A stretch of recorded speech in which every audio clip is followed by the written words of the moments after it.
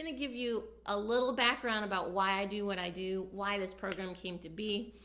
Back when I was 19 years old, 18 years old, I had a long history, musical history with my grandpa. He was a self-taught musician. He loved to sing, he loved to hum, he loved to whistle, and he taught himself the harmonica.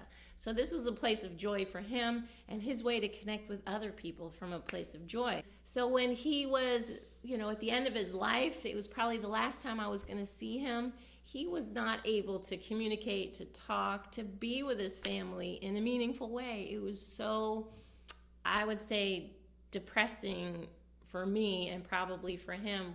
One of the last times that I saw him, I knew I wanted to recapture and reconnect to my grandpa in a meaningful, joyful way, the way that we did our whole lives together. And so when he was in the hospital, I brought him his harmonica, and we were in this kind of cold, sterile, medicine-y sort of feeling room, and nobody was smiling and nobody was celebrating my grandpa. He was a number. He was just a patient. And so when I gave him that harmonica, and he didn't know if he could play it, but I think for me, he did it for me. And then as soon as he put it in his mouth and began to play, he was doing it for him, because his music is a part of him. And when he started to express him, and it started to touch everybody's hearts, it changed that room from a cold, disconnected, really depressed room to a room of connection, joy,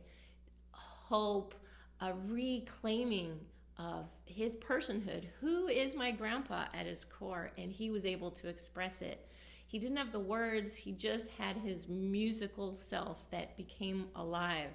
And my grandma was crying tears of joy and bittersweet joy.